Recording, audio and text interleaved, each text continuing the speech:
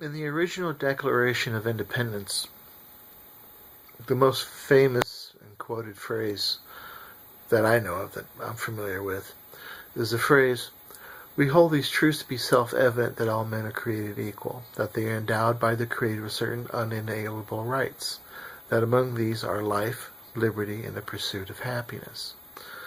That to secure these rights, government are instituted among men, deriving their just powers from the consent of the governed." The lowest confidence in Congress in 200 years clearly shows that the American people do not believe that they are the governed consent. I personally don't believe it.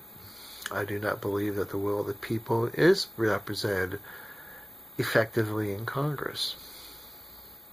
From time to time it happens, but in the age of electronics, in the age of accelerated change of how things work, there's a requirement that the 28th Amendment be added to the Constitution. It can be effective in at least having the consent of the people to have a bill created in the name of the people represented and put forth before Congress. What do I mean by that?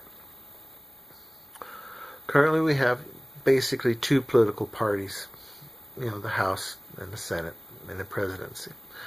The House and the Senate generally averaging 50-50, 50-50. They swing both ways. Some have it sometimes, some have it other times. The majority of the party.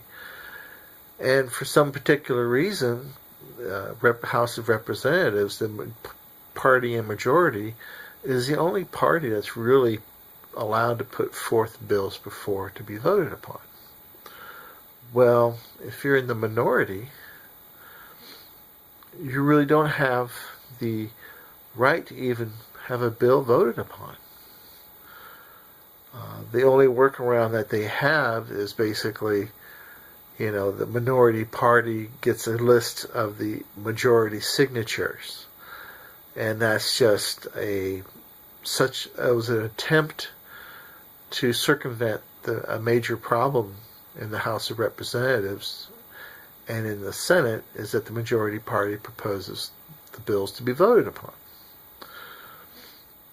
The oppositional of that, meaning the opposite factor, is that if you're in the minority, you do not have, in effect, the ability to put forth bills.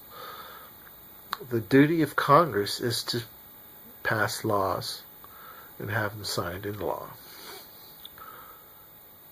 This is, the very strong power. And the 20th Amendment would be in addition to that. It would be a regulator on the party in power in majority vote, the party in the Senate in majority vote. Because when you add 1/3 of the electronic public vote to the voting in the House and voting in the Senate, neither party will be a majority party anymore. The will of the people, expressed directly with the public electronic vote, is a guarantee that your idea can be put forth before Congress and voted as a bill into law. There are many people that have ideas about, let's say, gun control. Some people are just the idea about bullet control. That you shouldn't have a 100-round magazine clip. Only 9. And at one point, 90% of Americans agreed with that poll. 90% of Americans polled and agreed that there should be some form of bullet control. And in that case, the consent of the governed was not represented. The Republican Party did not put forth a bill for bullet control. They didn't do it. And the 20th Amendment, the American people would reserve the right to put forth a bill before Congress to be voted upon. In that way, at least, we would have a voting record of who voted for what. And they would be accountable for that vote of what they do.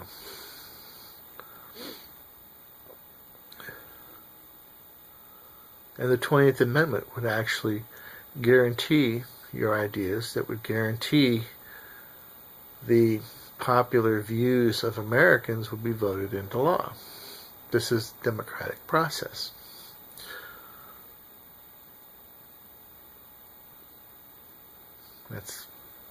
That's why I believe the 20th Amendment should be voted upon into law and put forth in the Constitution.